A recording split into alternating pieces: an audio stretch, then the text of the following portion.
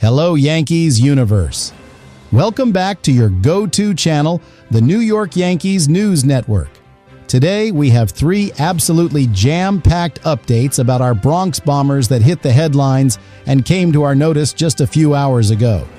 The offseason stove is officially hot, and the front office is making moves that could define our 2026 season. So, if you are a true Yankees fan, you do not want to miss these updates. And yes, before we start the video, I have a small request. If you are new to the channel, please do not forget to hit that like button and subscribe so that you can stay in the loop with everything Pinstripes. Let's get right into it.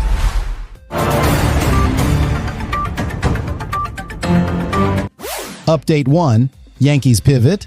Major trade targets emerge as Bellinger talks stall. We are kicking things off with a massive development regarding the Yankees' offseason strategy. For weeks, it felt inevitable that Cody Bellinger would be reuniting with the Yankees after opting out. But folks, the narrative has shifted dramatically in the last few hours. According to new reports from John Heyman of the New York Post, talks between the Yankees and Cody Bellinger have seemingly stalled out. While a reunion is still possible, both sides have hit a stalemate and have started exploring other alternatives. The issue? It comes down to the years. Reports indicate the Yankees put a 5-year offer on the table worth over $30 million annually, guaranteeing him somewhere in the vicinity of $155 million. However, Bellinger is holding out for a 7-year commitment, and the Yankees are hesitating to go that long.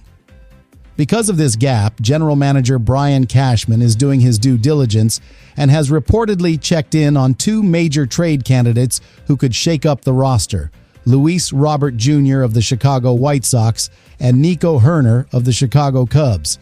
Let us talk about Nico Hoerner first. This interest was first reported by Pat Ragazzo of Sports Illustrated. You might be wondering, why would the Cubs trade a guy who has been worth nearly 4 wins above replacement in each of the last 4 years? Well, the Cubs just made a huge splash by signing Alex Bregman. That move has cluttered their infield. If they move Bregman to third base, it bumps Matt Shaw to the bench. By trading Hoerner, the Cubs could move Shaw to second base, clear some salary, and get under the competitive balance tax line, as they are currently projected to be just under $1 million over the limit. For the Yankees, Hoerner is an intriguing fit. He does not hit a ton of home runs, but he is an elite contact hitter who rarely strikes out and plays stellar defense. He is currently a second baseman because the Cubs have Dansby Swanson, but scouts consider him more than capable of playing shortstop. This is crucial because the Yankees have some uncertainty at shortstop. Anthony Volpe is coming off a down year and is recovering from shoulder surgery, meaning he might not be ready for opening day. Jose Caballero is currently projected as the starter, but he has mostly been a utility guy. Adding Hoerner would stabilize the middle infield instantly. Plus, his contract is very affordable at $12 million for this year. Now let us look at the other name, Luis Robert Jr. This is a classic high-risk, high-reward scenario. The White Sox are in a deep rebuild and are surely looking to trade him, but they want peak value. Robert Jr. has shown borderline most valuable player upside. Remember 2023 when he hit 38 home runs and won a Silver Slugger? However, he has struggled with injuries and underperformance recently. In the last year, he slashed just .223, .288, .372. The White Sox picked up his $20 million option for 2026, so they aren't forced to sell low, but the Yankees are definitely kicking the tires. This pivot to trade targets like Hoerner and Robert Jr. shows that the Yankees are not willing to just wait around for Bellinger forever. While Bellinger was comfortable in Yankee Stadium, slashing .302, .365, .544 in the Bronx last year, the front office is making it clear they have other options.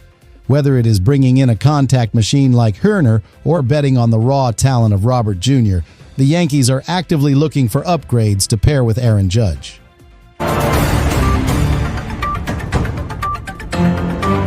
Update 2.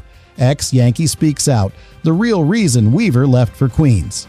All right, Yankees fans, for our second update, we have to address a departure that definitely stings a bit. We are talking about relief pitcher Luke Weaver. By now, you probably know that Weaver has decided to trade in his pinstripes for the blue and orange of the New York Mets, joining the likes of Devin Williams and, painfully enough, Juan Soto in Queens. It is never easy seeing our guys go across town, but Luke Weaver recently opened up about his decision, and his comments give us a lot of insight into the business side of baseball. Weaver appeared on the show Foul Territory on January 12th to discuss his exit. And if you were thinking there was animosity, think again. Weaver made it clear there is no bad blood, but he also revealed a crucial detail. The Yankees reportedly did not make him an official offer to stay. Weaver signed a 2-year contract worth $22 million with the Mets, but in his interview, he emphasized how vital his 3 seasons in the Bronx were for his career. He used the word resurrecting to describe his time with the Yankees, and the numbers backed that up. Over his 3 seasons wearing the interlocking NY, Weaver was a workhorse. He posted a 12-8 record with an earned run average of 3.22.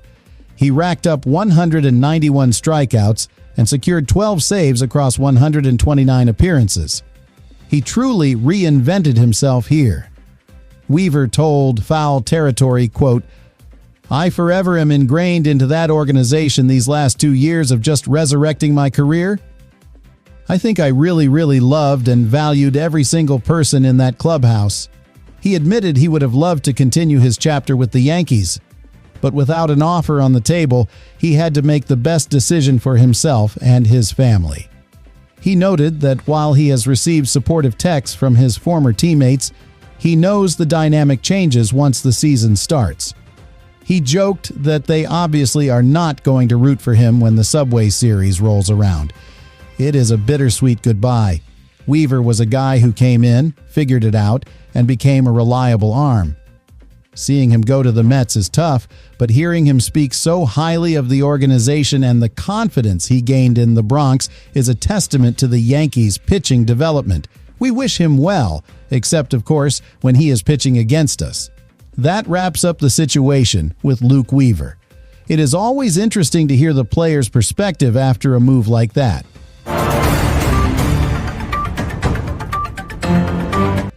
Update 3. Official. Spring Training.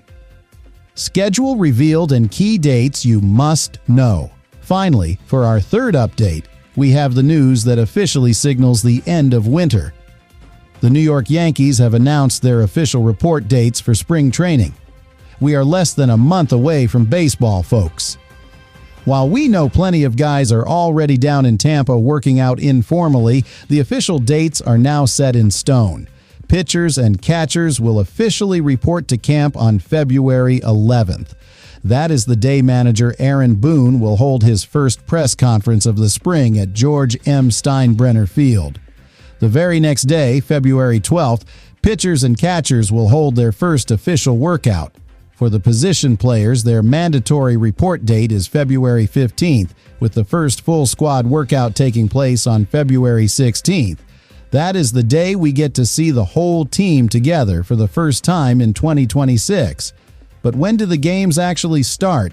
Mark your calendars for February 20th. The Yankees will play their first spring training game against the Orioles at 1:05 p.m. The first home game at Steinbrenner Field will be the following day, February 21st, against the Tigers. This year's schedule has some really unique wrinkles that you need to know about. On March 3rd, the Yankees will play an exhibition game against Team Panama as a tune-up for the World Baseball Classic. The WBC tournament officially kicks off on March 5th, so we will likely see some of our pinstripers leaving camp to represent their countries. Also, for those who love following the future stars of this team, the spring breakout game returns.